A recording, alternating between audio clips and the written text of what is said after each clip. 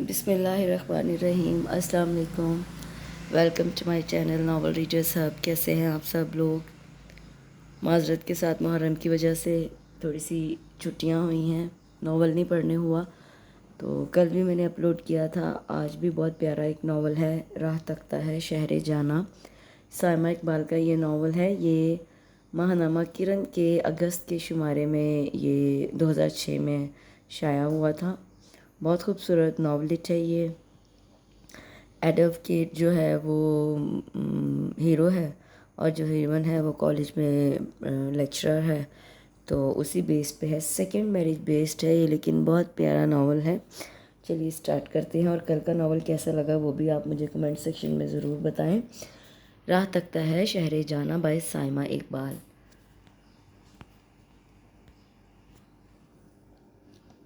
Meeting room خالی ہو چکا تھا جب وہ اپنے خیالات سے چونکی۔ بھائیں بھائیں کرتا وسیع ہال نما کمرہ ادھر ادھر پڑی بے ترتیب کرسیوں کی بدولت کافی ابتر حالت میں تھا۔ سوچوں میں گم اسے میٹنگ کے ختم ہونے کا احساس ہی نہ ہو سکا تھا، اور نہ ہی کسی نے اسے متوجہ کرنے کی کوشش کی تھی۔ وہ بیگ اٹھا کر آہستہ آہستہ قدم اٹھاتی کوریڈور کے سرے پر آ گئی، جہاں رضیہ اور لیاقت دیوار کے ساتھ جھاڑو کھڑی کیے باتوں میں مصروف تھے۔ رضیہ کا باقی دن میٹنگ روم کی صفائی کرنے میں گزرنے والا تھا۔ مس جی تسی جا رہے ہو، مس رباب نے کہا تھا انہیں ساتھ لے کر جانا۔ رضیہ نے اسے رباب کا پیغام دیا اور باتوں میں مگن ہو گئی۔ رباب کیمسٹری لیب میں مصروف تھی۔ اس نے کمرے کا رخ کیا۔ اندر بیٹھو، 5 منٹ بعد چلتے ہیں۔ وہ پھر مصروف ہو چکی تھی۔ گھنے درختوں سے گھری اس سڑک سے گزرنا اسے ہمیشہ اچھا لگتا تھا۔ چمکتی دھوپ میں وہ سیوریج لان خالی تھا۔ اکا دکا لڑکیاں گیٹ پر کھڑی تھیں۔ گیٹ کراس کر کے وہ سڑک پر نکل آئیں۔ گھر میں اداسی، خاموشی اور ٹھنڈک نے ان کا استقبال کیا تھا۔ اسی لیے کالج میں وقت گزارنا اسے پسند تھا، کیونکہ گھر آتے ہی ایک بے نام اداسی اسے گھیر لیتی۔ اگرچہ کالج سے نکلتی لڑکیوں کو دیکھنا بھی کچھ ایسا آسان نہ تھا، مگر گھروں کو جاتی لڑکیوں کو دیکھ کر اسے گھر، سکون، ماں اور بہت کچھ یاد آ جاتا۔ حال ہی میں اس کی پوسٹنگ بطور لیکچرار فیصل آباد ہوئی تھی۔ اس کی سوچوں کے برعکس کالج کافی بڑا اور صاف ستھرا تھا۔ کالج کی واحد خامی ہاسٹل کا نہ ہونا تھا، جس کی بدولت دوسرے شہروں سے آئی لیکچرارز کو کالج سے کچھ دور ایک گھر لے کر رہنا پڑ رہا تھا۔ گھر میں کل 3 کمرے، کچن، باتھ روم اور صحن تھا۔ ایک کمرہ وہ رباب اور فریدہ شیئر کر رہی تھیں۔ رباب کا تعلق بہاولپور کی زمیندار فیملی سے تھا۔ پڑھاتی تو وہ کیمسٹری تھی، مگر ادب سے گہرا لگاؤ رکھنے کی بنا پر اس کی باتوں سے ادب سے وابستگی ظاہر ہوتی۔ فریدہ لاہور سے تعلق رکھتی تھی۔ بہت حد تک موٹی تھی، دل چاہتا تو بہت سی باتیں کرتی، ورنہ بالکل چپ رہتی۔ چونکہ شادی شدہ تھی اور میاں کی جاب لاہور میں ہی تھی، اس لیے گھر کچھ زیادہ یاد آتا۔ دوسرا کمرہ فرزین اور حمیرہ کے استعمال میں تھا۔ فرزین لاہور کی اور حمیرہ ملتان کی تھی۔ فرزین کو بہت بولنے اور تنقید کی عادت تھی۔ حمیرہ عام طور پر خاموش رہتی۔ اس کے زیادہ رجحان پڑھنے کی طرف ہوتا، اپنے اسٹوڈنٹس کے لیے بہت حساس تھی، اس لیے نوٹس لکھنے میں مگن رہتی، جنہیں فریدہ نے تعویذوں کے نام سے موسوم کیا تھا، کیونکہ وہ بہت چھوٹا لکھتی تھی۔ تیسرا کمرہ رافع کے پاس تھا، جو کافی سینئر تھی۔ کبھی کبھار ہی یہاں رہتی، زیادہ تر وقت وہ اپنی دوست کے گھر گزارتی، جو کالج کے قریب ہی تھا۔ فرزین اور حمیرہ کے کمرے کا ایک دروازہ آنٹی طاہرہ کے کمرے میں کھلتا تھا۔ ان کا گھر تو بالکل علیحدہ تھا، مگر سانو اقبال چین نہ آئے کی تفسیر بنا سارا دن سڑک اور ان کے ہاسٹل کے در و دیوار کو ہلانے میں مصروف رہتا۔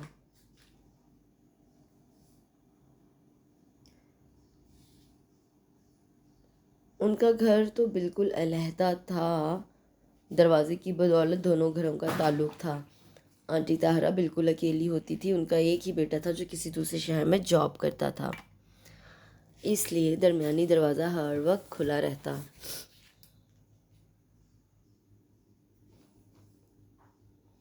اس گھر کو انہوں نے ہاسٹل کا نام دے دیا تھا، یہاں سامان نہ ہونے کے برابر تھا۔ منجیوں سے مزین بڑے بڑے کمرے، سیلن زدہ در و دیوار، اکھڑے فرش اور کھڑ کھڑ چلتی موٹر اس ہاسٹل کی کل کائنات تھی۔ اس کالونی کی ساری سرگرمیوں کا مرکز شاید ان کا دروازہ ہی تھا۔ صبح ہی صبح اسکول وین کے ہارن بجنا شروع ہو جاتے۔ دروازے کے ساتھ موٹر سائیکل ورک شاپ پر موٹر سائیکلوں کی پھٹ پھٹ آوازیں الارم کا کام بخوبی سر انجام دیتی۔ بالکل سامنے ایک میوزک سینٹر تھا جو صبح نعت سے آغاز کرنے کے بعد ثانوی اقبال چین نائے کی تفسیر بنا سارا دن سڑک اور ان کے ہاسٹل کے در و دیوار کو ہلانے میں مصروف نظر آتا۔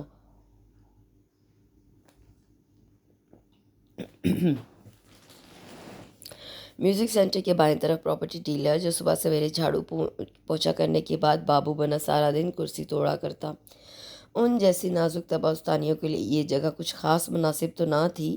استانیہ ان کے دودھ والے کا دیا ہوا خاص نام تھا جو ماہانہ بل کے پیچھے جلی حروف میں لکھا ہوتا۔ یقیناً دوسرے لوگ بھی انہیں اسی نام سے جانتے اور یاد کرتے تھے۔ ہاں، سیکیورٹی کے پوائنٹ آف ویو سے یہ گھروں میں گھرا ہونے کی بدولت اچھا تھا۔ ہر چیز قریب ہی دستیاب ہو جاتی۔ وقت بے وقت کسی چیز کی ضرورت پڑنے پر ورک شاپ کے چھوٹے ان کے لیے دوڑ دوڑ کر کام کرتے۔ شام میں اس کی آنکھ کھلی تو ہر طرف اندھیرا گہرا ہو چکا تھا۔ روزمرہ کے کام نپٹانے کے بعد وہ اپنی کتابیں اٹھا کر آنٹی کی طرف آ گئی۔ آنٹی کے کمرے میں ٹی وی دیکھنا ان کی شام اور رات 9 بجے تک کی تفریح تھی جس سے سبھی وقتاً فوقتاً فیض یاب ہوتے۔ 8 بجے کا ڈرامہ سبھی اکٹھا دیکھا کرتی، ساتھ ہی ساتھ زور و شور سے تبصرے بھی ہوتے۔ اس تفریح کا خراج آنٹی بہت جلد وصول کر لیتی تھی۔ وہ ابھی تک آنٹی کا ناپسندیدہ کھانا تلاش کرنے میں ناکام تھی۔ ان کے یہاں جو بھی پکتا فوراً آنٹی کی خدمت میں پیش کر دیا جاتا۔ اکیلی ہونے کی وجہ سے آنٹی کسی بھی قسم کا تردد کرنے کو بالکل تیار نہ ہوتی تھی۔ بیٹا کندھے تو دبانا ذرا، آج بہت درد ہے، آنٹی نے اسے ہی مخاطب کیا تھا۔ وہ کتابیں چھوڑ کر آنٹی کے کندھے دبانے لگی۔ وہ سب سے آسان شکار تھی جسے آنٹی بڑی جلدی قابو کرنا جانتی تھی۔ اس کے والد مامون الرحمن کا تعلق ایسے لوگوں سے تھا جو زندگی ایک دائرے میں گزارنے کے عادی تھے۔ کوشش اور محنت کا عمل دخل ان کی زندگی میں بالکل نہ تھا۔ تعلیم بھی واجبی سی تھی جنہیں انہوں نے بہت جانا اور ساری زندگی گورنمنٹ کے ادارے میں نوکری کر کے ریٹائر ہوئے۔ اس کی ماں خود تو تعلیم یافتہ نہ تھی مگر بچوں کو پڑھانے کا شوق جنون کی حد تک تھا، اس لیے سارے بہن بھائی پڑھ رہے تھے۔ سب سے بڑی سمرین جس کی شادی ماموزاد آفاق سے ہوئی تھی اور اس کے 2 بیٹے معیز اور معاذ تھے۔ اس سے چھوٹی فاطمہ جو ایم اے انگلش کے بعد پرائیویٹ اسکول میں پڑھا رہی تھی۔ پھر وہ یعنی نریمان جو ایم اے انگلش کے بعد حال ہی میں فیصل آباد آئی تھی۔ عمر بی ایس سی کر رہا تھا اور سب سے چھوٹا عثمان ایف اے کا اسٹوڈنٹ تھا۔ اس کی ماں ایک سمجھدار گھریلو خاتون تھیں جو کم آمدنی میں بھرے پورے کنبے کا خرچ چلا رہی تھی۔ ماضی میں ان کی جھڑپ کئی بار رحمان صاحب سے ہو چکی تھی۔ بیٹے بھی کمانے کے لائق نہ تھے اور بیٹیاں کا بوجھ سر پر دھرا تھا۔ روہینہ پارٹی دے رہی ہے، سوٹ سلوا لو۔ اسٹاف روم میں قدم رکھتے ہی ناصرہ کی چہکتی آواز سنائی دی۔ ناصرہ حسب معمول ارد گرد جھمگھٹا لگائے چائے پینے میں مشغول تھی۔ ٹی گروپ کی آوازیں اسٹاف روم سے باہر بھی سنی جا سکتی تھی۔ آج لیٹ آئی ہو، کلاس نہیں تھی؟ منیرہ ابھی کلاس لے کر آئی تھی، پوچھ بیٹھی۔ ہاں، آج کلاس نہیں تھی، مختصراً جواب دے کر کرسی پر آ بیٹھی۔ اس کی کلاس 8:30 بجے شروع ہوتی تھی، اس لیے اس طرح کے نوابانہ ٹھاٹھ دکھانے کا موقع کبھی کبھار ہی میسر آتا۔ گھر بات ہوئی تھی، سب ٹھیک ہے نا؟ ہاں اللہ کا شکر ہے، امی تم لوگوں کے بارے میں پوچھ رہی تھی، اس ہفتے گھر جانے کا ارادہ ہے یا نہیں؟ شاید چلی جاؤں۔ لاہور قریب تو نہ تھا مگر پھر بھی ہر ہفتے گھر جانا اسے پرسکون کر دیتا۔ ایک تو میں تمہاری اس ہوں سے بہت تنگ ہوں۔ منیرہ شاید اس سے کچھ پوچھ رہی تھی جس کا جواب اس نے بے دھیانی میں ہوں دیا تھا۔ اس کا تب جانا لازمی امر تھا۔ اپنے فلسفیانہ اور نادر خیالات سے باہر نکل کر کبھی بیچارے نہ مانے لوگوں کو بھی سن لیا کرو۔ فلسفی صاحبہ، آئندہ آپ کا نام ہی سنہری اوراق کی زینت بننے والا ہے، ہمیں معلوم ہے۔ منیرہ کی لفاظی پر اس کے ہونٹوں کی تراش میں بڑی خوبصورت مسکراہٹ چمکی۔ اچھا تم بتاؤ وہ لوگ دوبارہ آئے یا نہیں؟ آج کل منیرہ کے رشتے کی بات چل رہی تھی اور منیرہ حسب سابق نا امید ہی تھی۔ ہاں آئے تھے مگر ابو کو کچھ زیادہ پسند نہیں آئے۔ کیوں؟ کہتے ہیں خاندان کو چھوڑ کر باہر رشتہ کر دوں، مجھے عقل مند کون کہے گا؟ منیرہ کی پھپھو منیرہ اور سفیرہ کا رشتہ لینا چاہتی تھی۔ سفیرہ منیرہ سے چھوٹی اور ڈاکٹر تھی۔ ڈاکٹر کا رشتہ نکمے بیٹے کے لیے اور منیرہ کے لیے کیپٹن کا رشتہ تھا، مگر ایک بیٹی کی قربانی کے لیے دوسری کے لیے اچھا بر تلاشنا کہاں کی عقل مندی تھی؟ منہ سے تو کچھ نہیں کہتے مگر چاہتے یہی ہیں کہ امی بخود سفیرہ یا خود سفیرہ ہاں کر دے، مگر امی نے سفیرہ کو سختی سے منع کر رکھا ہے۔ اور پھر یہ کہاں کا انصاف ہے کہ بہن کی زندگی تباہ کر کے میں سیج سجا لوں۔ منیرہ کو دل کے پھپھولے پھوڑنے کا موقع ملا تھا، وہ بھی خاموشی سے سنتی رہی۔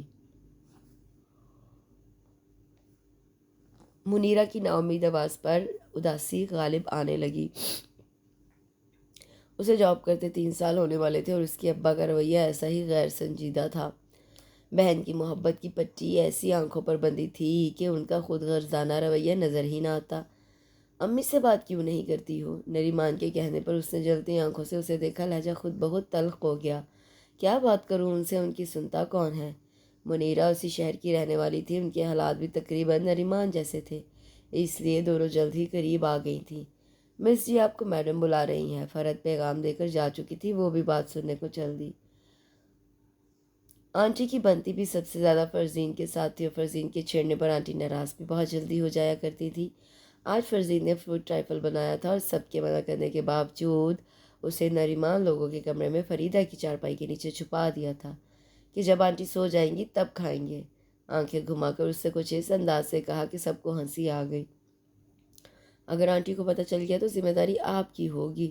میری کیوں، سب کی ہوگی۔ کیوں حمیرہ، ٹھیک کہہ رہی ہوں نا میں؟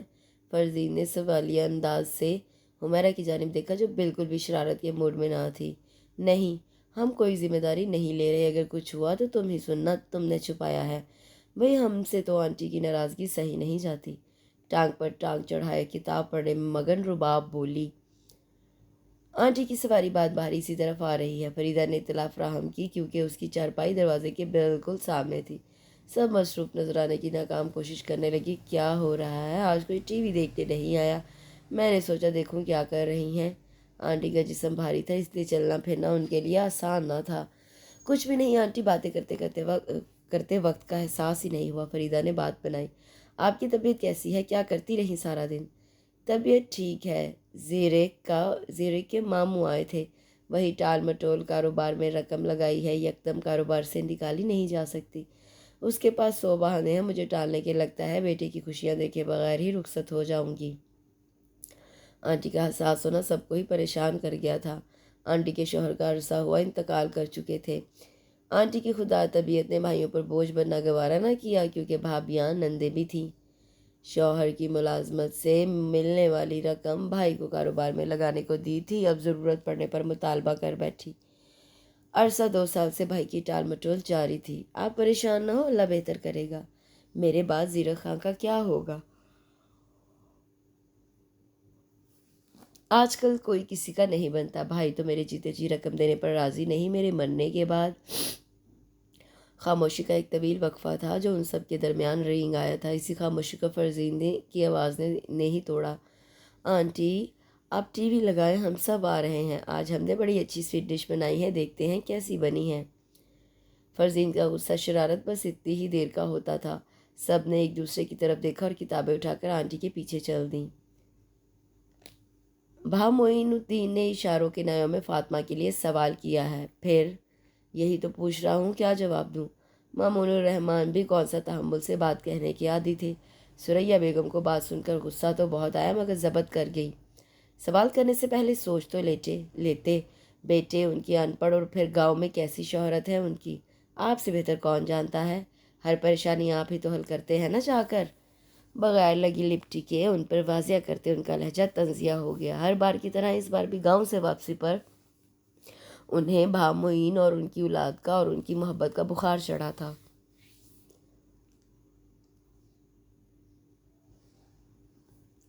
بھا معین کی خواہش اگر اتنی شدید تھی تو کیوں نہ بیٹوں پر سختی کی، ان کی تربیت ہی کچھ اچھی کی ہوتی تو یہ دن تو نہ دیکھنے پڑتے۔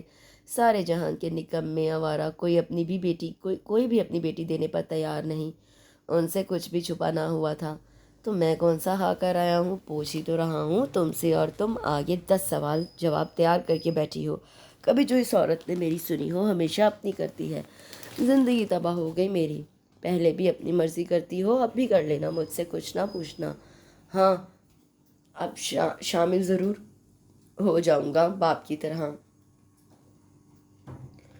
انہیں پتہ نہیں کس بات کا غصہ تھا، ذہنی رو بہک کر کہاں سے کہاں جا پہنچی تھی۔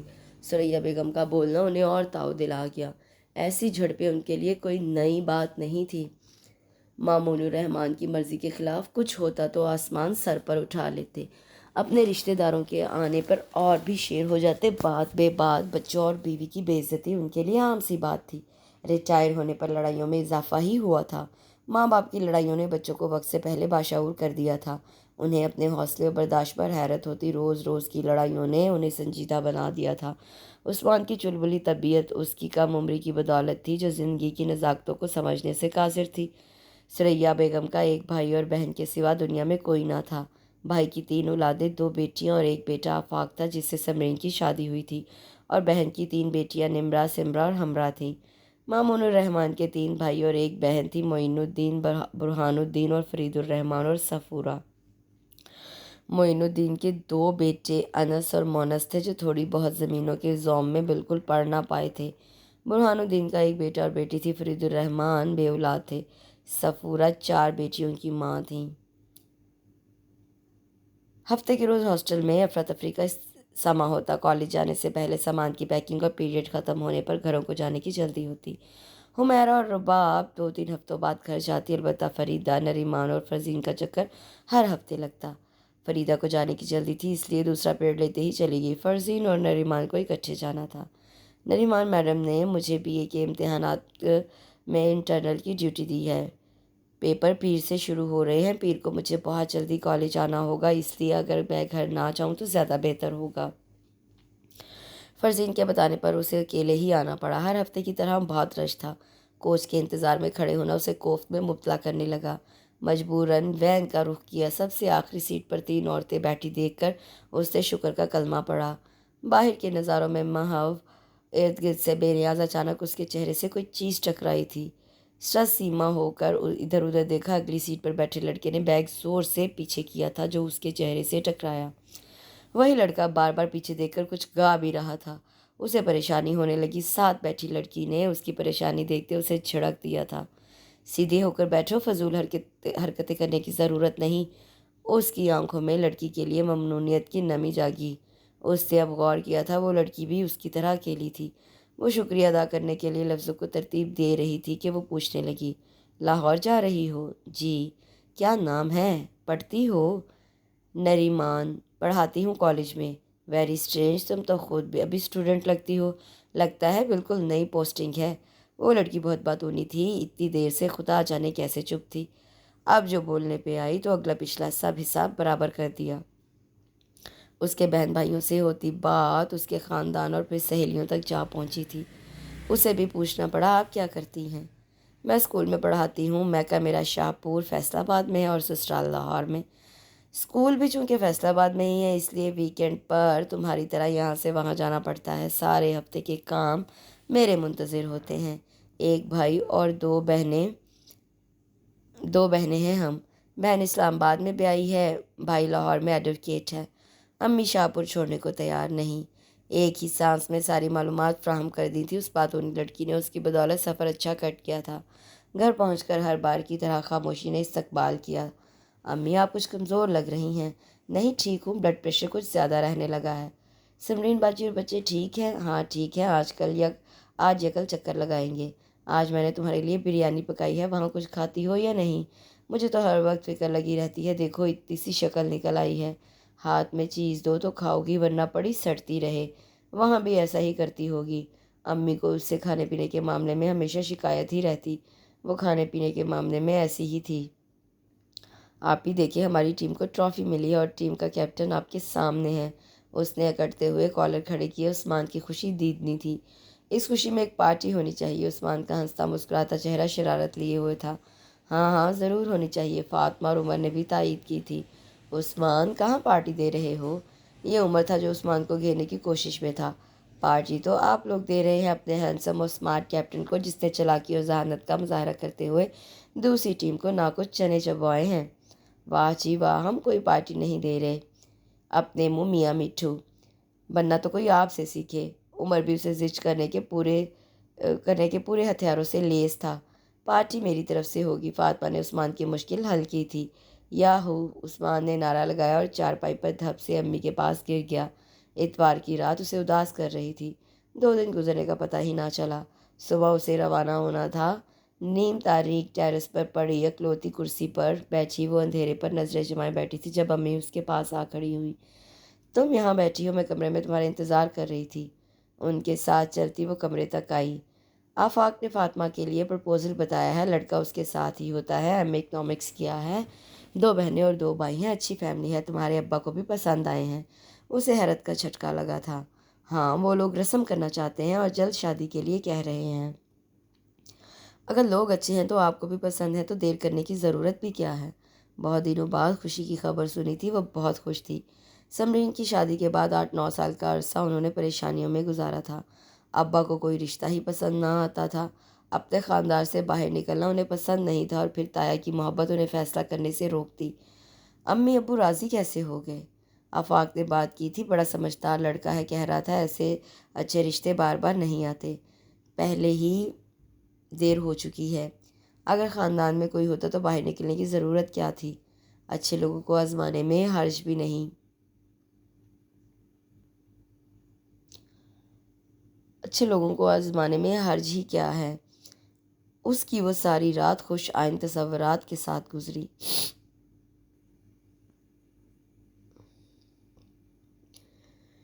سارے کام میرے لیے ہی رکھ چھوڑے ہیں، دونوں نکمے پتہ نہیں کہاں آوارہ گردی کر رہے ہیں، اکیلا میں کس طرح بھاگوں؟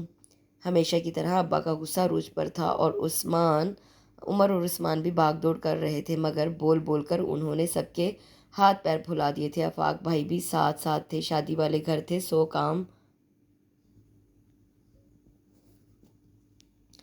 شادی والے گھر 100 طرح کے کام تھے، کبھی ادھر سے ادھر آواز پڑتی اور کبھی ادھر سے ادھر۔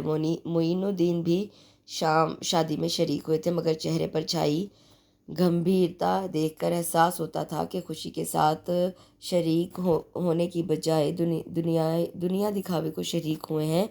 جو بھی تھا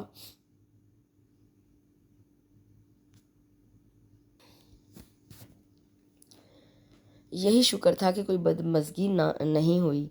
تیمور بھائی آف وائٹ شیروانی میں اپنے نمایاں قد کے ساتھ جچ رہے تھے، ریڈ اورنج کنٹراسٹ میں فاطمہ آپی پر غضب کا روپ آیا تھا۔ آپی تیمور بھائی کے ساتھ بہت خوش تھی، کئی بار گھر آ چکی تھی۔ ایک نند شادی شدہ، ایک دیور اور نند غیر شادی شدہ تھے۔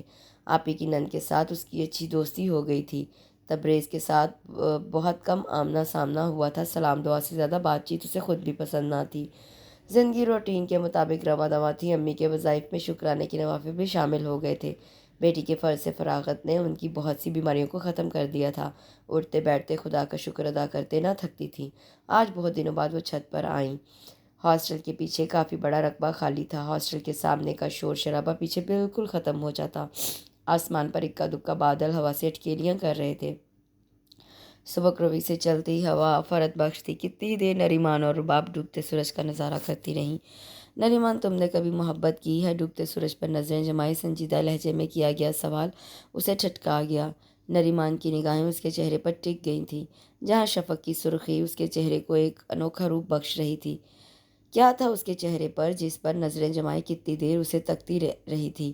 اس کے چہرے سے نظر ہٹا کر اسے سامنے مڑتی سڑک کو دیکھا۔ نہیں، کیا محبت کے لیے اظہار ضروری ہے؟ اپنی سوچوں میں مگن اس نے اس کا جواب سنا تھا یا نہیں؟ ضروری نہیں کہ اظہار زبان سے ہی ہو۔ ہاں، تم ٹھیک کہتی ہو رباب۔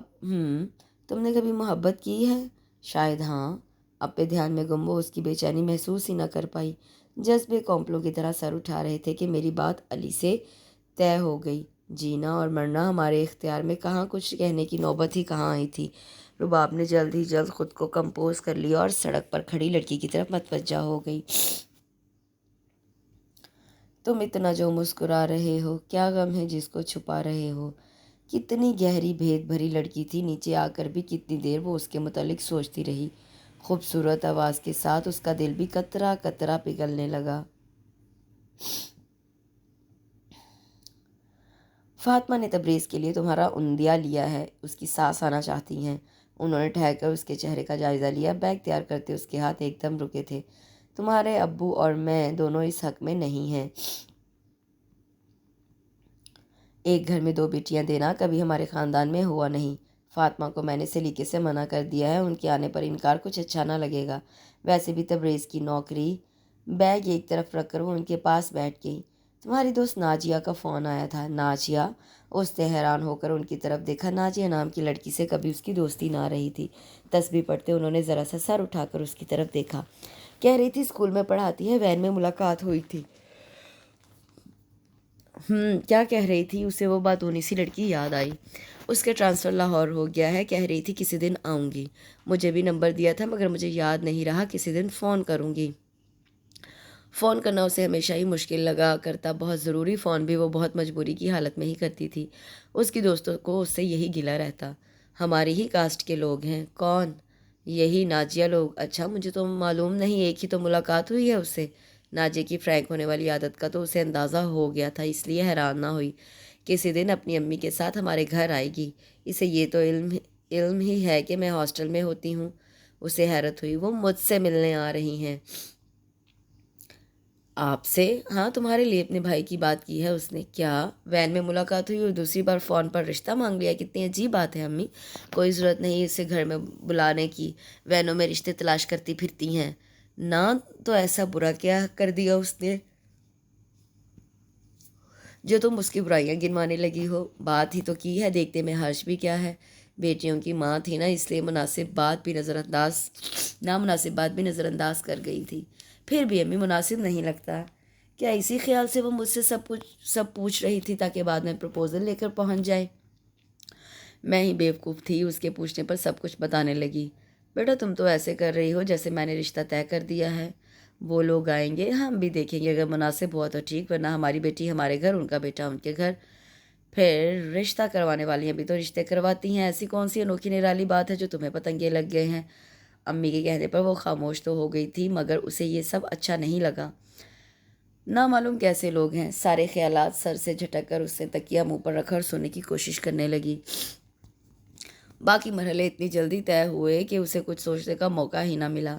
نوشیروان کے لیے ہاں کرتے امی ابا دونوں بہت مطمئن تھے اور ان کی یہ تمانیت اس کے اندر بھی سکون بھر دیتی۔ ہر ہفتے ناجیہ دھمکتی۔ رابعہ سے بھی 2-3 بار ملاقات ہوئی تھی۔ اس کی ساس بہت سوبر خاتون تھیں۔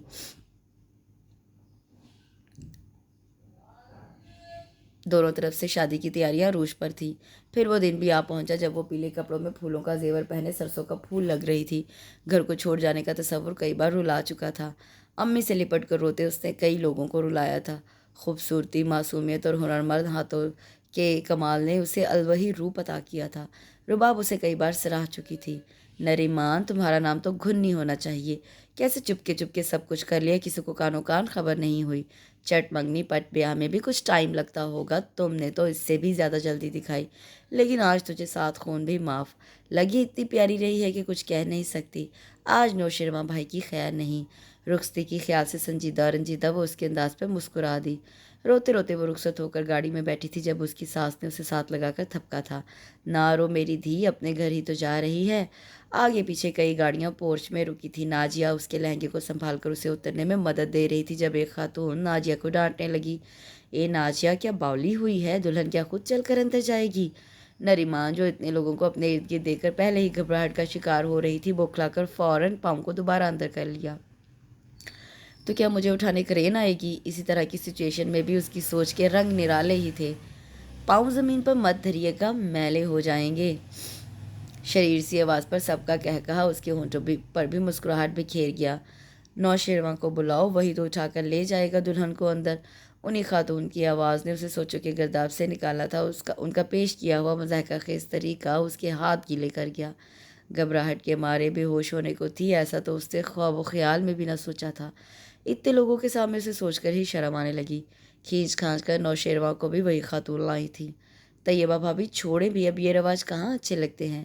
ینگ پارٹی ہا ہا ہو ہو کے نعرے لگا رہی تھی۔ کان پڑی آواز سنائی نہ دے رہی تھی۔ اپنی ساس کی متین و سنجیدہ آواز پر اس نے اٹکا سانس سینے سے خارج کیا۔ تکیے سے ٹیک لگا کر اسے کمرے کا جائزہ لیا۔ ہلکے سبز رنگ کی کلر اسکیم سے مزین کمرہ، آرام دہ صوفہ، بیڈ روم، فریج، دیوار گیر الماری، بیڈ اور اس کے گرد جھومتی پھولوں کی لڑیاں کمرے کو سادگی و دلکشی کا مظہر ثابت کر رہی تھی۔ اس کی تھکی کمر اکڑ چکی تھی جب کلاک نے 3:30 بجے کا اعلان کیا۔ اس نے اپنی بند ہوتی آنکھوں کو بمشکل کھولا۔ سارے دن کی تھکاوٹ نیند کے ساتھ ساس باس کر کے اسے غافل کرنے کو بےتاب تھی۔ دروازہ کھلنے کی آواز پر اس نے تیزی سے خود کو سنبھالا، جھکا سر مزید جھک گیا۔ سرخ کپڑوں کی گٹھری لرزتی کانپتی بازو گھٹنوں کے گرد لپیٹ کر آنکھیں موند گئی۔ کافی دیر بعد اس نے آنکھیں کھولی تھی، جھکا سر اٹھا کر اسے دیکھا جو صوفے پر بیٹھا سگریٹ کے کثیف دھوئیں میں گھرا کسی غیر مرئی نقطے پر نظریں جمائے ہوا تھا۔ ارد گرد اتنا دھواں پھیل چکا تھا کہ اسے سانس لینے میں دشواری ہونے لگی۔ روکتے روکتے بھی اسے زور کا پھندا لگا، چونک کر وہ سیدھا ہوا اور اس کی طرف آیا۔ آپ میرے گھر والوں کی پسند ہیں، مجھ سے کسی قسم کی توقع ابس ہے، ویسے بھی توقعات تکلیف ہی تو دیتی ہیں، سنجیدہ اور گھمبیر آواز نے کمرے کی پراسرار خاموشی پر دھاوا بولا تھا۔ انگلیوں میں دبا سگریٹ لیے وہ قریب ہی تھا، اس نے ذرا سا سر اٹھا کر اسے دیکھا جو سوچوں کا جہاں آباد کیے اسے ہی تک رہا تھا۔ ایسی معصومیت ہی تو دھوکہ دیتی ہے، خوبصورت اور معصوم چہروں کے پیچھے کیسے بھیانک کردار چھپے ہوتے ہیں، کوئی مجھ سے پوچھے۔ ایک بار، صرف ایک ہی بار، بار بار نہیں، بالکل نہیں۔ اس سے سر جھٹکا اور درمیانی دروازہ کھول کر گم ہو گیا اور وہ کتنی دیر غیر یقینی کیفیت میں ہی بیٹھی رہی۔ آئینے کے سامنے کھڑے ہو کر اس سے اپنے لو دیتے ٹیکے کو چھوا، لرزتی نتھ کے موتی، موڑی پلکوں والی بھوری آنکھیں، ننھے دل سے مزین قاتل خم والے ہونٹ، کچھ بھی تو نظر انداز کرنے والا نہ تھا۔ وہ خوبصورت لگ رہی تھی، آئینے کی گواہی اس کے لیے کافی تھی، مگر آئینہ قسمت کا حال تھوڑی بتاتا ہے۔ کتنا سینت سینت کر رکھا تھا اس نے اپنے آپ کو، اپنے جذبوں کو، نازک آبگینے جیسے دل کو، کسی طرف نگاہ اٹھا کر نہ دیکھا تھا۔ کئی لوگوں کو بے قدری سے جھٹک کر آج وہ کس منزل پر کھڑی تھی جس کے ہر طرف بند گلیاں تھیں۔ ڈریسنگ ٹیبل کے شیشے کو چکنا چور کر دینے کی خواہش دل میں لیے آہستگی سے سب کچھ اتار کر اس نے واش روم کا رخ کیا۔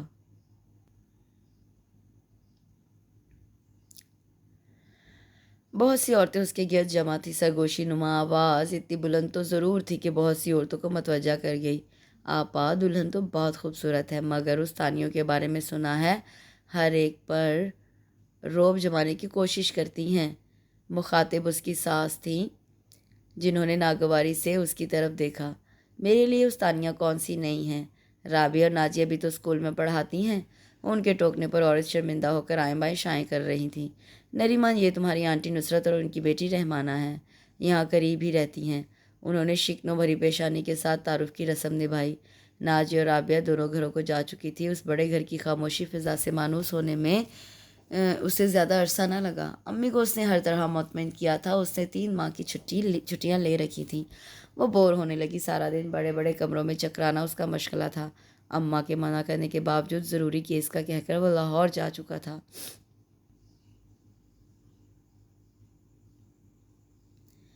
اس ہفتے آئے تو صحیح، کان کھینچتی ہوں، اس کے سب پارٹی کے لیے فون کر رہے ہیں اور اس کے ضروری کیس ہی ختم ہونے میں نہیں آ رہے۔ بھلا ایسے بھی کیا کسی نے کیا ہے؟ خدیجہ بیگم کی محبت اکثر اس کی آنکھیں بھگو دیتی۔ وہ ان کے قریب بیٹھ کر ان کا بازو دبانے لگی۔ میرے بازو کو کیا ہوا ہے؟ تو آرام سے بیٹھ میرے پاس، تجھے دیکھ کر آنکھوں کو سکون ملتا ہے۔ جتنی رب نے شکل سونی بنائی ہے، گن اس سے بڑھ کر ہے۔ اللہ بخشے نوشیروان کے ابا یہی کہتے تھے، رب کسی چنگے سے متھا لگائے۔ تجھے دیکھتے تو کتنے خوش ہوتے۔ انہیں تو نوشیر کا دکھ لے ڈوبا۔ وہ پوچھنا چاہتی تھی مگر آنٹی نصرت اور رحمانہ کی آمد پر پوچھ نہ سکی۔ نوشیر کا دکھ لے ڈوبا، ایسا کیا دکھ ہے نوشیر کا؟ سوچوں میں غلطہ نریما وہاں سے اٹھی تھی۔ ہفتے کے دن آنٹی اور بیٹی کی آمد نوشیر کی آنے کی بدولت ضرور ہوتی۔ نصرت آنٹی کی تنقید اور رحمانہ کی قطر قطر چلتی زبان، آنکھوں کے اشارے اور اٹھلا اٹھلا کر چلنا اسے ایک آنکھ نہ بھاتا۔ اماں بھی انہیں کچھ خاص پسند نہ کرتی تھیں۔ دن کے تیسرے پہر اس کا آنا گھر بھر میں زندگی دوڑا گیا تھا۔ اس کے آنے سے ایسی ہی رونق آ جاتی تھی یا اسی کا وہم تھا؟ اماں کی خوشی سے لبریز آواز، شاداں کا دوڑ دوڑ کر کام کرنا اسے بھی چاقو چبند کر دیتا۔ اماں کے دروازے کی جانب نریمان کے بڑھتے قدم رک گئے۔ دیکھ، اس کے آنے سے کیسی رونق آ گئی ہے، تو کیوں محسوس نہیں کرتا؟ اس ہفتے اسے ساتھ لے جا۔ وہ دروازے سے ہی لوٹ آئی، اس کا مبہم رویہ بہت کچھ سوچنے پر مجبور کر رہا تھا۔ وہ ایک ابر آلود دن تھا، بادلوں نے دن میں رات کا سما پیدا کر دیا تھا۔ کالی گھٹائیں چاروں اور برسنے کے لیے تیار تھی۔ ملگجا اندھیرا ماحول کو نیم تاریک کیے دے رہا تھا۔ اماں اپنے کمرے میں سو رہی تھیں۔ بے کل اداس پھرتی وہ اسٹڈی کی طرف آئی جہاں ہر طرف قانون کی موٹی کتابوں کی بھرمار تھی۔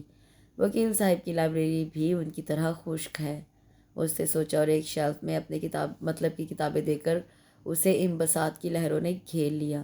ممتاز مفتی کی الگ نگری اٹھاتے اس کی ساری اداسی اڑنچھو ہو گئی تھی۔ بانو قدسیہ کی دوسرا دروازہ اور ہوا کے نام ارد گرد سے بیگانہ ہونے میں دیر نہیں لگی۔ وقت گزرنے کا احساس سے بے نیاز کتنی دیر وہ کتابوں میں منہمک رہی۔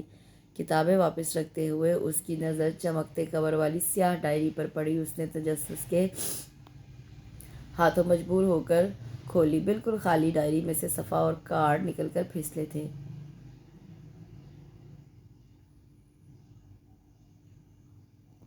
نوشیر، نظم تمہارے لیے ہے، سمجھ سکو تو سمجھ لو مجھ کو۔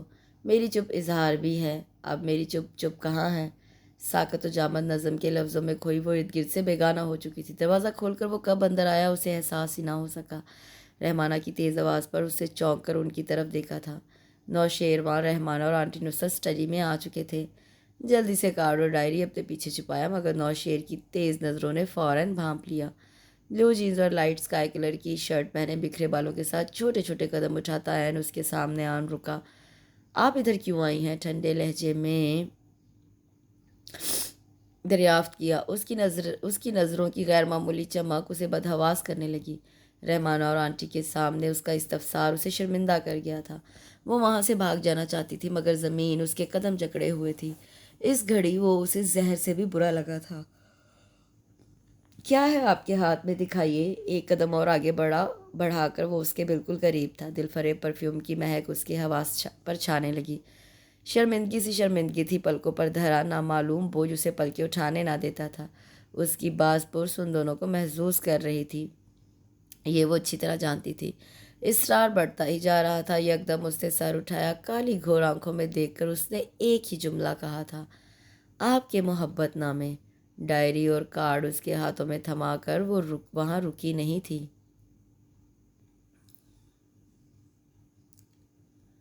گاؤں میں رات جلدی ہو جاتی تھی۔ دوپہر کی لگی جھڑی نے سناٹے کو مزید گہرا کر دیا تھا۔ سردی کی شدت میں اضافہ ہو چکا تھا۔ ماں رات کا کھانا کھا کر نماز پڑھنے میں مشغول تھی۔ شادہ اپنے کوارٹر میں جا چکی تھی۔ سٹنگ روم میں دھنسی وہ ڈاکومنٹری فلم دیکھنے میں محو تھی۔ بارش کی ہلکی آواز، تیز چلتی ہوا کی چہکار سے بھرپور لطف لیتی وہ چائے کے سپ لے رہی تھی۔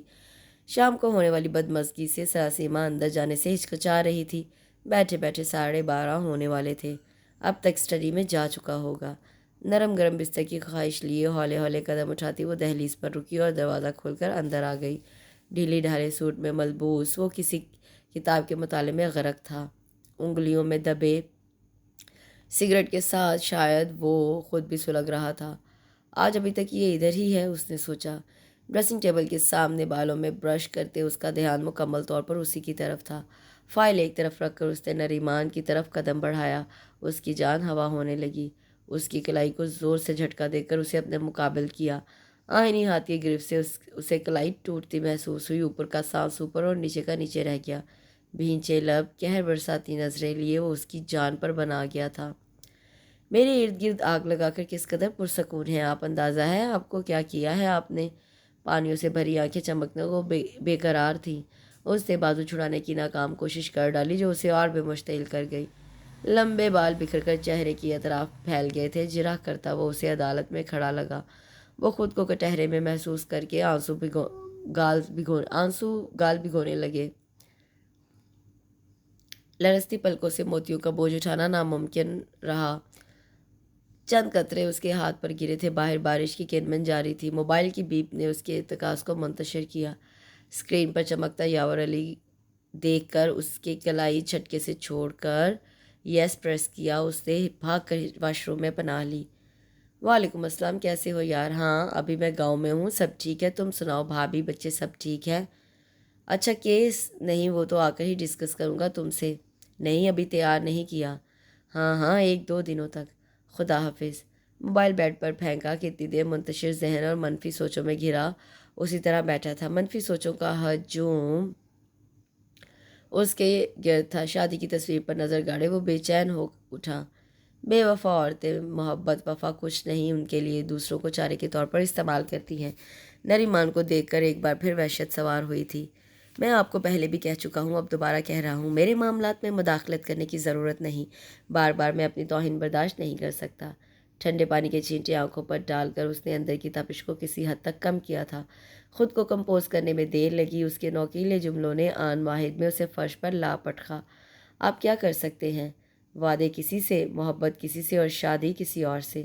دوسروں کی زندگیاں تباہ کرنے کا ٹھیکہ آپ ہی کو تو ملا ہے، اور اس بات پر آپ کو کسی قسم کا کوئی افسوس بھی نہیں۔ آخر کو وہ بھی انسانی تھی، کہاں تک خاموش رہتی؟ غصے سے بھینچے لب، کھلتی بند ہوتی مٹھیاں اس کے ضبط کی گواہ تھی۔ ماتھے کی رگ بار بار پھڑک رہی تھی۔ جارحانہ تیوروں سے وہ اس کی جانب بڑھ کر یکدم اسے دیوار کی طرف دھکیلا تھا۔ Shut up, just shut up! اس کی دھاڑ سے ہی وہ لرز ہی تو گئی تھی۔ اتنی اونچی آواز اس نے کہاں سنی تھی؟ زندگی کی تلخیاں اس جیسی حساس لڑکی کے لیے کچھ ایسی نئی نہ تھی، مگر اپنی زندگی کا نیا آغاز اس نے ایسا کب سوچا تھا؟ دھڑ سے دروازہ بند کر کے وہ وہاں رکا نہیں تھا۔ نریمان کو تمہارے بچپن کے واقعات سنا رہی تھی۔ سر جھکائے خاموش بیٹھا وہ ماں کو سن رہا تھا۔ ٹالی والی زمین کے پیسے بینک میں جمع کروا دیے ہیں، منشی جی کو سب سمجھا دیا ہے۔ اس کے ساتھ والی زمین پر سیم و تھور بہت زیادہ ہو گیا ہے، فصل کے قابل تو اب رہی نہیں۔ میرے دوست کا مشورہ ہے اس پر فیکٹری لگائی جائے۔ میں بھی سوچ رہا ہوں، اس بارے میں آپ کا کیا خیال ہے؟ جیسا تم مناسب سمجھو، تمہیں ہی سب کچھ کرنا ہے۔ کل میں جا رہا ہوں اماں، اگلے ہفتے شاید نہ آ سکوں، انہیں بتا کر اندر کا رخ کیا۔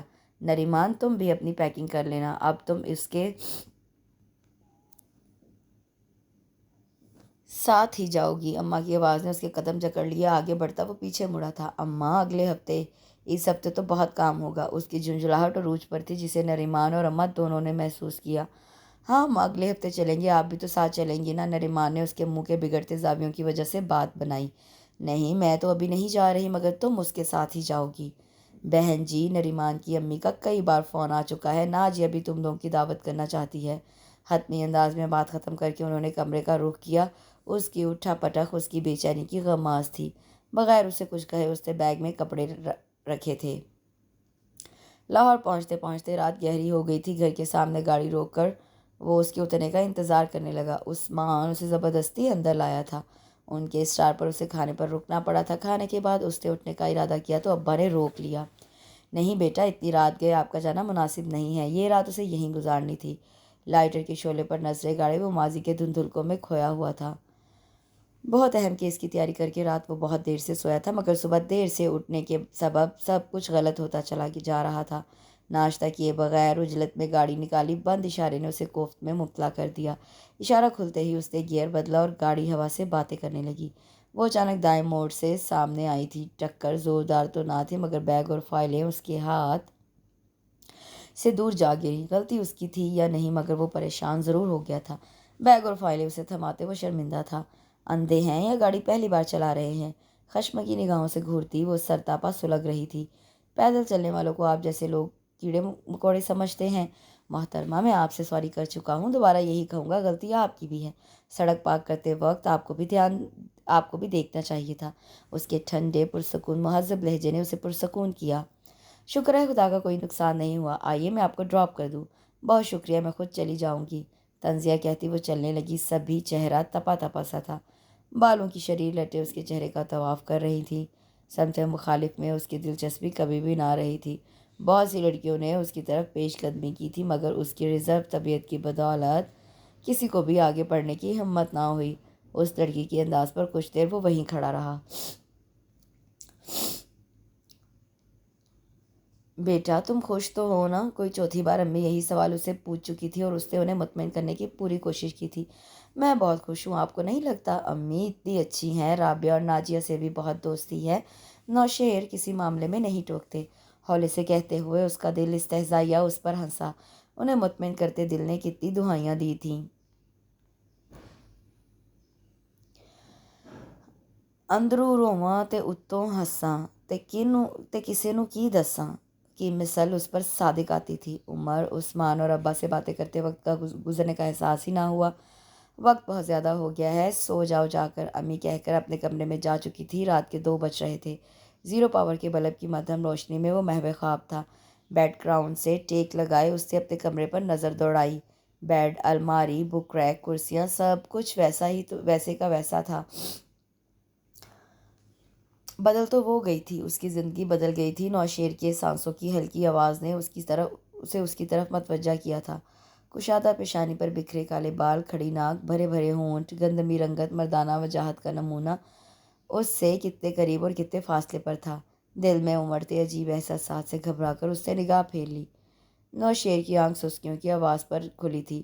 ذرا سا سر گھما کر اس سے بیڈ کے دوسرے کنارے کو دیکھا۔ کسی برے خواب کے زیر اثر اس کی آنکھوں سے آنسو رواں تھے۔ چہرے پر دکھ، اذیت اور تکلیف کے تاثرات دیکھ کر اس سے بے اختیار ہی ہمدردی میں ہاتھ بڑھایا۔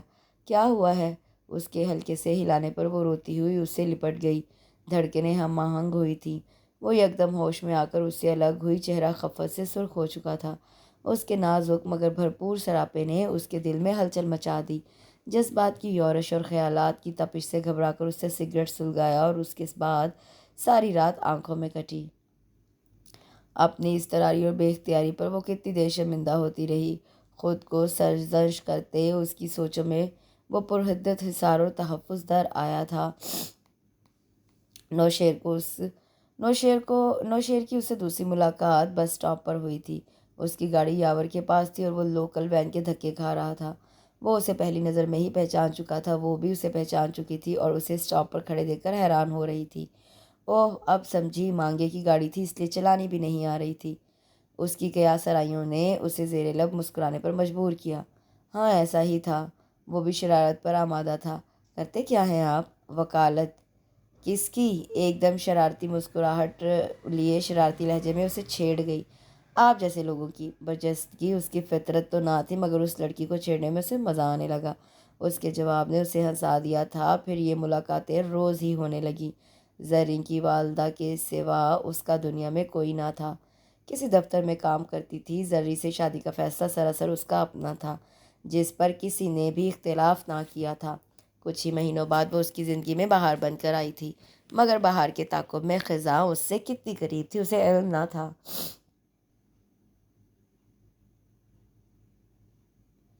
کتنے دنوں بعد وہ اہتمام سے تیار ہوئی تھی۔ بلیک ستاروں اور سرخ آنچل سے مزین ساڑی اس کے بھرپور مگر نازک سراپے پر بہت جچ رہی تھی۔ کتنی بار ناجیہ فون کر کے اسے ساڑی پہن کر آنے کو کہہ چکی تھی۔ اسے یہ پہناوا ہمیشہ ہی بے اعتماد کر دیتا، مگر مجبوری تھی۔ نوشیر اسے تیار ہونے کا کہہ کر ابھی تک نہیں آیا تھا۔ ٹہل ٹہل کر ٹانگیں شل ہو رہی تھی۔ نازک سینڈل اس کے دودھیا پاؤں میں خوبصورت لگ رہے تھے۔ لمبے بالوں کا جوڑا بنائے عام دنوں سے مختلف لگ رہی تھی۔ گاڑی کے ہارن پر تیزی سے اٹھی، قالین سے الجھی اور میز سے ٹکرا کر زمین بوس ہو گئی۔ کتنی دیر ہارن دینے کے بعد اپنی چابی سے دروازہ کھولتے اس کی جھنجھلاہٹ عروج پر تھی۔ سٹنگ روم کے بیچوں بیچ وہ آڑی ترچھی پڑی، اس کی حواس گم کر گئی۔ رخسار کو ہلکے سے تھپ تھپایا، نبض اور دھڑکن چیک کی اور پھر بازو میں اٹھا کر گاڑی میں ڈالا۔ فکر کی بات نہیں ینگ مین، جلدی ٹھیک ہو جائیں گی۔ سر کی چوٹ اور خون بہہ جانے سے بے ہوش ہیں۔ میں نے ٹانکے لگا دیے ہیں، میڈیسن بھی لکھ دی ہے، اب آپ انہیں لے جا سکتے ہیں۔ گریسفل سے ڈاکٹر نے تسلی آمیز انداز میں اس کا کندھا تھپ تھپایا اور باہر نکل گیا۔ اسے ہوش میں آتا دیکھ کر اس نے اس کی طرف رخ کیا۔ معمولی سی چوٹ ہے، ٹھیک ہو جائیں گی۔ کتنا اپنائیت بھرا انداز تھا۔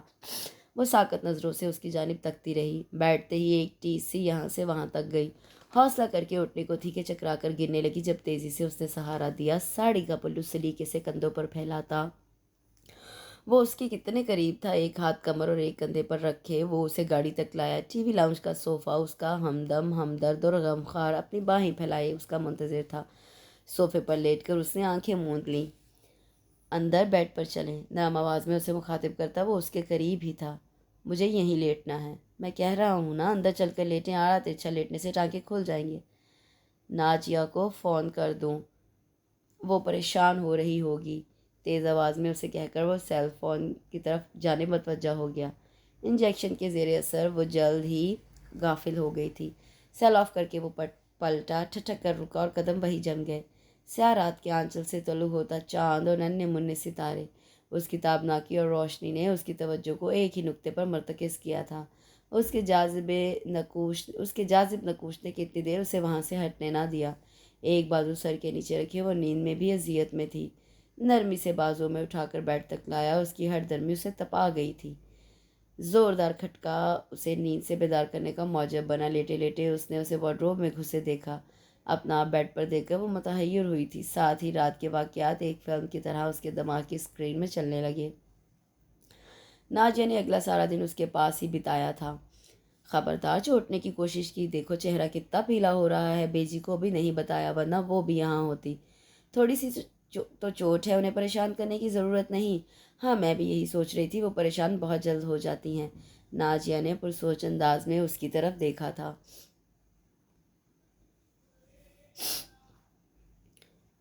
یہ کامران سکندر کون ہے؟ تیز لہجے میں کیا گیا سوال اسے سراسیمہ کرنے لگا۔ دلہا بنا وہ عام دنوں سے کتنا مختلف لگ رہا تھا، مگر اس کے چہرے کے تاثرات اسے خوفزدہ کر رہے تھے۔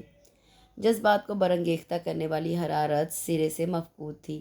سارے ارمان، جذبات، احساسات بے قراریاں کہیں جا سوئی تھیں۔ نوشیر کو اگر کچھ یاد تھا تو نوید کے وہ لفظ، یار بھابھی کی شکل میرے کولیگ کی وائف سے بہت ملتی ہے، شاید بھابھی کی بہن ہوں گی، مگر مجھے یاد آتا ہے ان کا نام بھی یہی تھا۔ اب تو ہمارے ڈپارٹمنٹ سے ٹرانسفر ہو کر جا چکے ہیں، مگر میں نے ان کی شادی میں شرکت بھی کی تھی اور ان کی دعوت بھی۔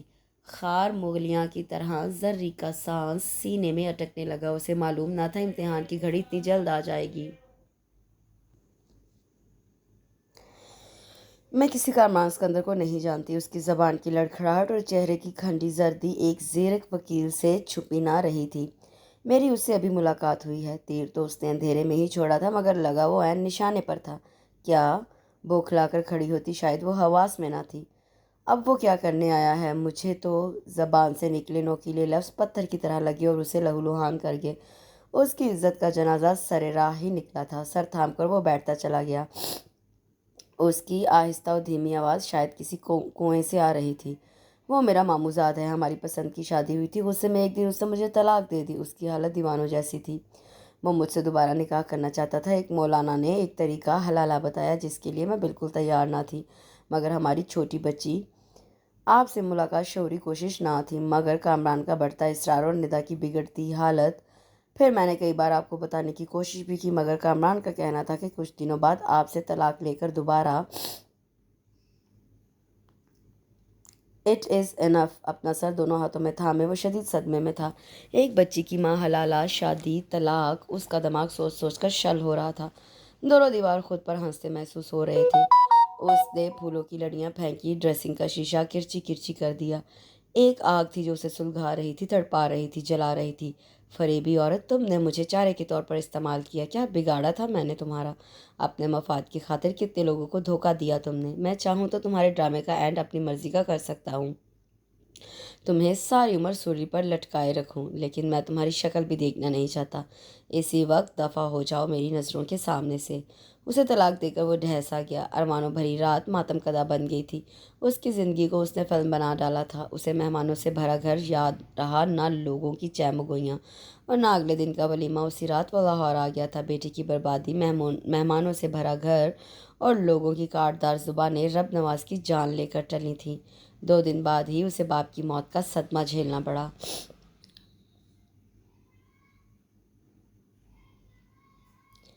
ناجیہ، ایک بات پوچھوں؟ چائے بناتی ناجیہ نے مصروف انداز میں کہا۔ زرین کون ہے؟ اس کا چائے بناتا ہاتھ ذرا سا کانپا۔ کپ ایک طرف رکھ کے وہ اس کے قریب آئی۔ آنٹی نے تمہیں بتایا نہیں؟ ہم نے کوئی بات ان سے چھپائی نہ تھی اور تمہیں بھی بتانے کو کہا تھا۔ آہستہ آواز میں اسے بتاتی وہ اس کے حواس گم کرنے لگی۔ نوشیر کی ذات کے اسرار اس پر کھلنے لگے۔ بھید بھری ذات کی پرتیں تہہ در تہہ اس کے سامنے تھیں۔ امی نے مجھ سے کیوں چھپایا؟ اس نے سوچا۔ اس کی شادی کے دنوں میں فاطمہ سے امی کی گفتگو، اس کی ازلی بے نیازی، کچھ نہ جاننے کی خواہش، اسے افسوس ہونے لگا۔ بھائی عورت ذات سے متنفر ہو چکے تھے، مگر امی کے اصرار پر اس کا آدھا جملہ اسے مکمل مفہوم سمجھا گیا تھا۔ یار کتنی بار تجھے کہا ہے بھابھی کو لے کر کسی دن گھر آ، نادیہ کئی بار پوچھ چکی ہے۔ کسی دن خود آ کر لے جاؤں گا۔ یاور ایسی ہی دھونس سے بات کرتا تھا۔ آخر اکلوتا دوست تھا اور دوستی بھی کئی سالوں پر محیط تھی۔ یا تجھے کچھ بتانے کی ضرورت ہے؟ دیکھ تو رہا ہے کیسا پھنسا ہوا ہوں، پیشیاں بھگت بھگت کر میری تو خود مت ماری گئی ہے، تجھے پھر بھی شکایت ہے؟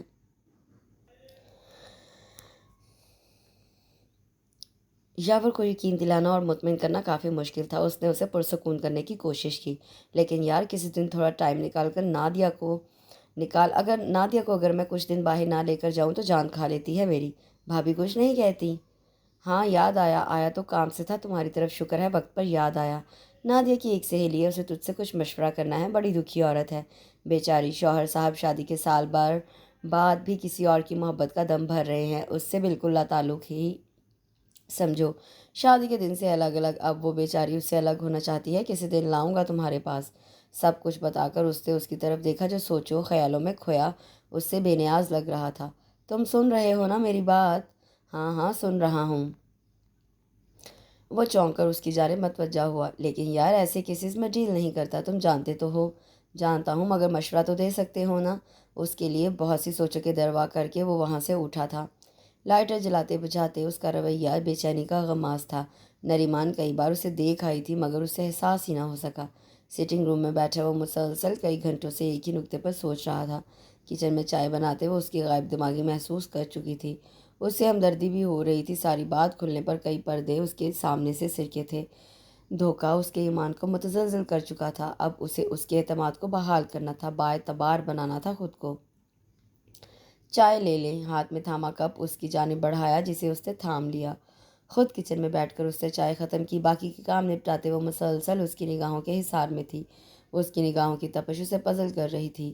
نظریں اس پر ٹکائے وہ صوفے پر نیم دراز تھا، دراز چوٹی سے نکلی آوارہ لٹیں، سندلی رخسار، سرو قد، گھنیری پلکی اور خوبصورت خم والے ہونٹ، کچھ بھی نظر انداز کرنے والا نہ تھا۔ اس جیسا حقیقت پسند مرد بھی حقیقت سے نظریں چرائے منزل کے راستے تلاش کر رہا تھا۔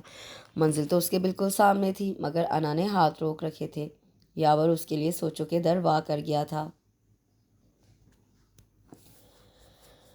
بھائی مجھے آپ سے بات کرنی ہے۔ ناجیہ بہت دنوں بعد آئی تھی، نریمان کچن میں مصروف تھی اس لیے وہ اس کے پاس بیٹھ گئی۔ سوالیہ انداز سے اس کی طرف دیکھتا وہ پوری طرح اس کی طرف متوجہ ہو چکا تھا۔ ایک عورت کو دیکھ کر آپ نے سب عورتوں کو اسی کیٹیگری کا سمجھ لیا۔ سب لوگ ایک جیسے ہوتے ہیں؟ نہیں نا، جب سب لوگ ایک جیسے نہیں تو عورتیں ایک جیسے کیسی ہوئی ہیں؟ میں، رابعہ، اماں، ہم سب بھی تو عورتیں ہیں۔ آپ تو دوسروں کو مشورے دیتے ہیں، مسائل سمجھاتے ہیں، میری سمجھ آپ سے تھوڑی صحیح مگر حقیقت آپ کے سامنے ہے۔ کتنے مہینے ہوئے اسے یہاں آئے ہوئے، آپ سے وابستہ ہوئے، اس سے کبھی شکایت نہیں کی۔ آپ کا رویہ سب کے سامنے ہے، آپ انتقام کس سے لے رہے ہیں؟ اس سے جو آپ کے ماضی کے بارے میں جانتی تک نہیں۔ آپ کے ناروا سلوک کے باوجود ایک سلوٹ کی اس کی پیشانی پہ نہیں آئی۔ دوسروں کو انصاف دلاتے دلاتے کیا خود اس سے بری ہو گئے؟ اس گناہ کی سزا دے رہے ہیں جو اس نے کیا ہی نہیں۔ اس کی صاف گوئی نے بہت سے پردے اٹھائے تھے، منظر یہاں سے وہاں تک روشن ہوا تھا۔ ایک فیصلہ کر کے وہ مطمئن ہو گیا۔ اسے کالج جاتے کئی دن ہو گئے تھے، کالج سے آ کر اماں سے باتیں اور اگلے دن کی تیاری اسے مصروف رکھتی۔ اماں سے باتیں کرتے کچن کا پھیلاوا سمیٹتے کافی دیر ہو گئی تھی مگر کمرے میں اسے براجمان دیکھ کر بے چینی اور گھبراہٹ ہونے لگی۔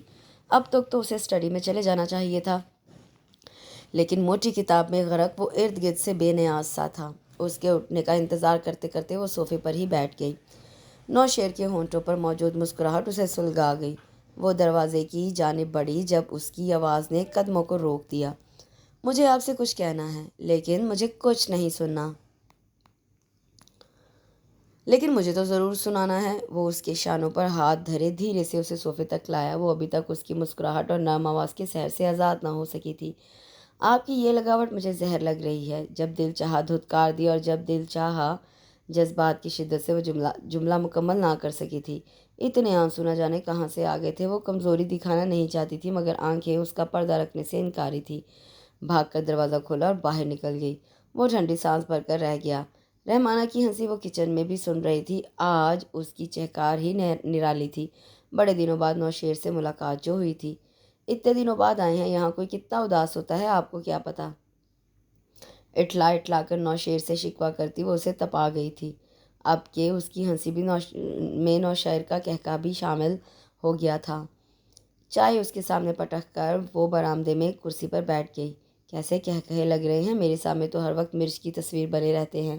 اس کا روٹھا روٹھا انداز دیکھ کر اسے تپانے میں اسے اور بھی مزہ آنے لگا۔ اماں سویرے سے ساتھ والے گاؤں گئی ہوئی تھی کسی کے گھر تعزیت کرنے۔ بڑی مشکل سے ہی بلا ٹلی تھی، وہ بھی اٹھ کر اندر آ گئی۔ نوشیر کتنی دیر رحمانہ اور اس کا موازنہ کرتا رہا تھا۔ باحیا پاک باز عورت کا کردار اس کی گواہی ہوتا ہے۔ کوئی رشتہ نہ ہوتے ہوئے بھی رحمانہ کیسے اس کے آگے پیچھے پھرا کرتی۔ اور وہ جو اس کی شرعی و قانونی بیوی تھی، اس نے حق پر رکھتے ہوئے بھی اسے کبھی سمجھانے کی کوشش نہ کی تھی۔ بیٹے، رابعہ کی نند کی شادی ہے اسلام آباد میں، تم دونوں کو بہت اصرار سے بلایا ہے۔ مجھ سے تو اتنا سفر نہیں ہوتا، نریمان کو لے کر تم چلے جاؤ، پھر شادی کے بعد تم دونوں کہیں نکلے بھی تو نہیں ہو۔ اماں کی طبیعت کچھ خراب تھی، اس نے اماں کے نانا کرنے کے باوجود بستر ان کے کمرے میں لگا لیا تھا۔ اب اتنی بھی بیمار نہیں ہوں کہ تم میری پٹی سے لگی رہو، لیکن وہ مان کر ہی نہ دی۔ اماں کے مجبور کرنے پر وہ اس کے ساتھ اسلام آباد آنے پر آمادہ ہوئی۔ رات کی خاموشی اور اس کی نظروں کی گستاخیاں اسے زج کر رہی تھیں، جب اچانک کسی گاڑی کے ٹائر قریب چرچرائے تھے۔ گاڑی ان کا راستہ روکے کھڑی تھی۔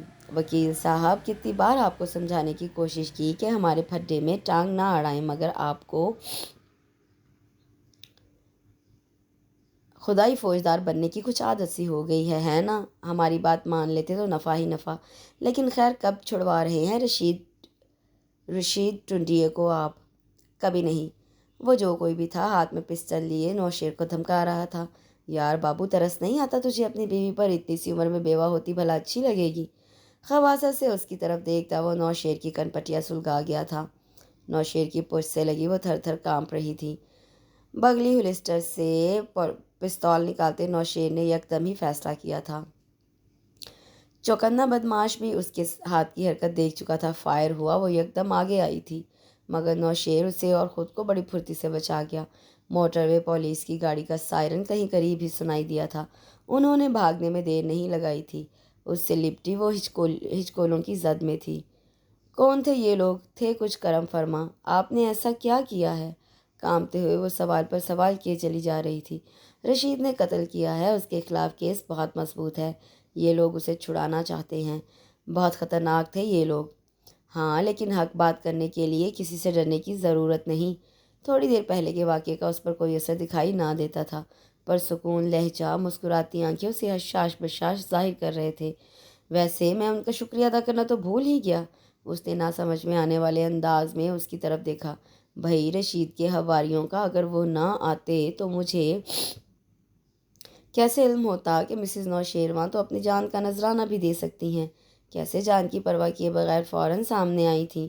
دور دور بھاگنا بھی بس دکھاوے ہی کا ہے، ورنہ تمہاری جگہ تو یہی ہے نا؟ اس نے اپنے کشادہ سینے کی طرف اشارہ کیا تھا۔ اس نے جھینک کر نظریں جھکا لی۔ ویسے تو تم نہ قریب آتی ہو نہ آنے دیتی ہو، قریب آؤں تو دور بھاگتی ہو۔ ایسے کچھ واقعات ہوتے رہنے چاہیے تاکہ دو دل ایک لے پر دھڑکتے رہیں۔ اس کے اس بے باک انداز نے اسے کانوں کی لوں تک سرخ کر دیا۔ دوپٹے کو انگلی پر لپیٹتی مروڑتی وہ باہر اندھیرے مناظر پر نگاہیں جمائے بیٹھی تھی۔ گاڑی میں اس کی گمبھیر اور سنجیدہ آواز ابھری۔ جب مشکلیں اور تکلیفیں آتی ہیں تو ان کا چھوٹا سا دھبا آپ کی زندگی پر اثر انداز ہوتا ہے، لیکن ہم وہ دھبا پھیلا کر اتنا وسیع کر لیتے ہیں کہ وہ ہمارے اختیار میں نہیں رہتا۔ پھر وہی دھبا ہمارا حکمران ہوتا ہے اور ہم پر بادشاہی کرتا ہے۔ کائنات کا سارا حسن و جمال، طاقت، نزاکت، حسن اس دھبے کے پیچھے کہیں گم ہو جاتا ہے۔ ایک ایسا ہی سیاہ دھبا میری زندگی کے کینوس کے رنگ اڑا لے گیا، لیکن شکر ہے کہ میں نے اس کینوس پر دوبارہ رنگ بھرنے کی کوششیں شروع کر دی ہیں۔ اس دھبے کو چھوڑ کر کینوس کا باقی حصہ اپنے سامنے کیا ہے، جہاں میں اپنی مرضی کے رنگ بھر سکتا ہوں۔ کیا تم رنگ بھرنے میں میرا ساتھ دو گی؟ بڑی خوبصورتی سے اس نے کچھ نہ کہتے ہوئے بھی سب کچھ کہہ دیا تھا۔ اب منتظر نگاہیں اس کے چہرے پہ تھیں۔ اس نے ہاتھ بڑھایا۔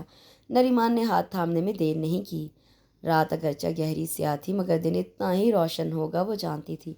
اس کے ساتھ ہی یہ خوبصورت سا بہت پیارا سا ناول اپنے اختتام کو پہنچتا ہے۔ کمنٹ سیکشن میں مجھے ضرور بتائیے گا کہ آپ کو یہ ناول کیسا لگا، اور اس کے ساتھ ہی میرے چینل کو لائک شیئر سبسکرائب ضرور کریں۔ انشاءاللہ کل ایک نئے ناول کے ساتھ حاضر ہوں گی۔ اپنا بہت سا خیال رکھیے گا۔ اللہ حافظ۔